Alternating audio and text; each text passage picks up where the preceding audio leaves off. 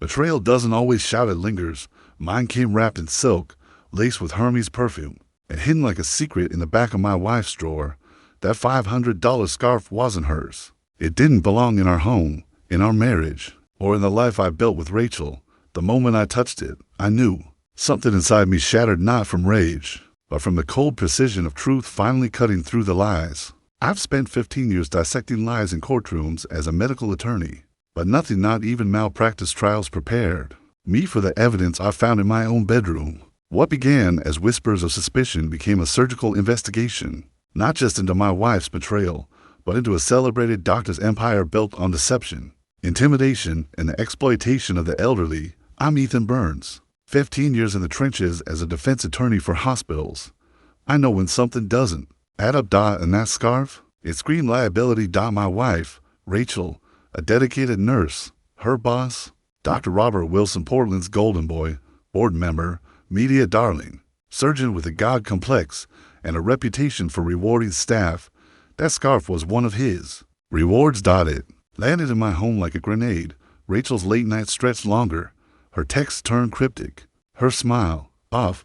When I saw his messages, I knew this wasn't love. It was coercion wrapped in status, fiery laced with threats.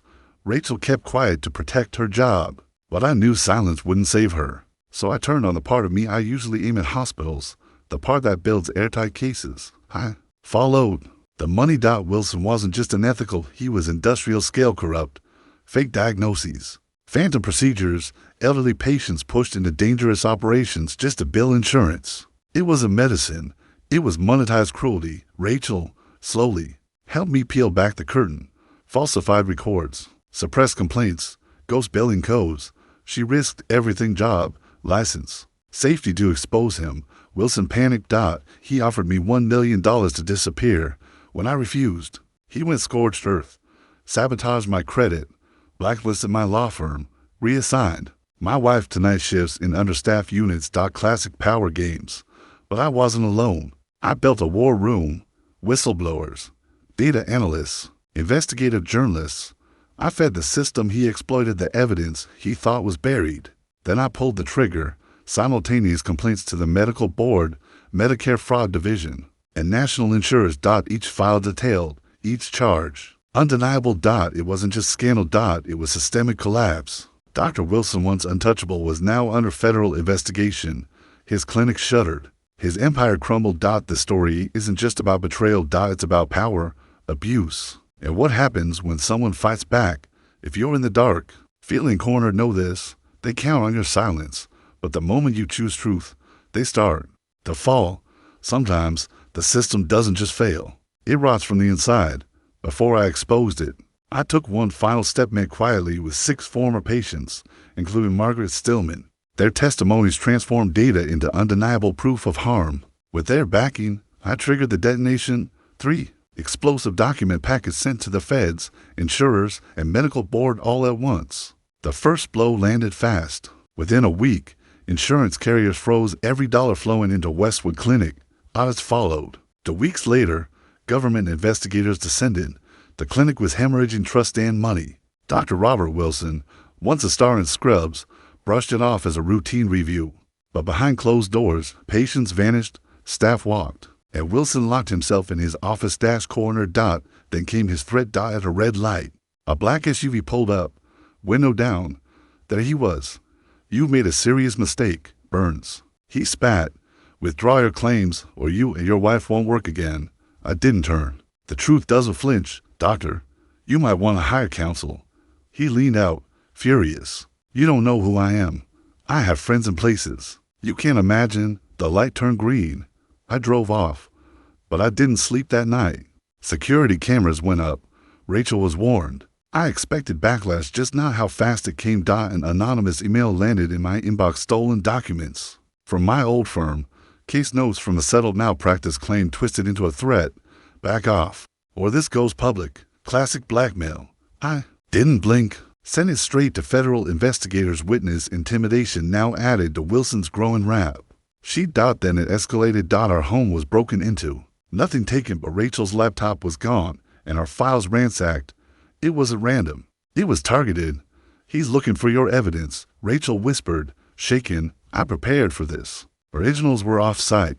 Our witnesses were alerted. I hired private security.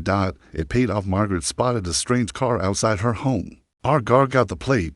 It traced back to a Westwood administrator. Meanwhile, Wilson unraveled. He turned cold, angry, erratic. At work, he confronted Rachel in a storage room. I know you're part of this, he snarled, but 2 nurses heard him. One stepped in. This crosses a line, she told him. Rachel filed a formal harassment report. The evidence was piling up. Then Wilson tried something reckless. He sued me. $5 million for defamation. I actually laughed. The lawsuit handed me legal access to the very records he wanted buried. I countersued. Fast-track discovery. Even my hesitant former colleagues joined the fight. Pro bono. Wilson's intimidation had backfired. Then came the collapse. During deposition prep, his own lawyers discovered the scale of his fraud and dropped him, citing irreconcilable differences. He was alone. His final move, a backroom offer. He dropped the suit, vanished from medicine, and leave the state. If I backed off, no deal, I said. This isn't personal anymore. It's justice. A day later, the medical board suspended his license. That night, he called Rachel in a rage, accused her of betrayal, threatened her again. We recorded the call and turned it in. Then the game changer arrived. Wilson's own assistant contacted me. I've been keeping records, she said. He tried to pin it on me. I won't go down for him. She had it all: emails, schedules, internal memos, a playbook on how to squeeze Medicare dry. One line stood out. Every arthritic knee is 3 procedures. Don't leave revenue behind. That was the final nail. The investigation uncovered $8 million in fraudulent claims. 73% of older patients were misdiagnosed. Nearly 70% of surgeries were unnecessary. Almost half led to complications. That raked in even more billing. Wilson was indicted of fraud, forgery, tampering, blackmail. He pled guilty.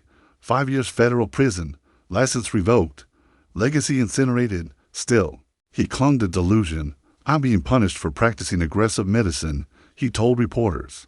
But when elderly victims took the stand, people who'd been bullied into surgeries they didn't need, his defenders vanished. Westwood Clinic shut its doors, its assets liquidated. But our war wasn't over. We were blacklisted, clients vanished, audits piled up, speaking invites mysteriously canceled. They want to bury us, Rachel said. Make an example. We chose defiance. Together, we launched the Burns Advocacy Center, a service to help patients challenge questionable diagnoses and protect their rights. But resistance followed. No bank loans. Offices mysteriously unavailable. Medical associations refused to work with us. Wilson's ghost still pulled strings. So we turned to our allies, former patients. 5 became our first investors. Journalists reignited the story. Public support surged. The walls began to crack.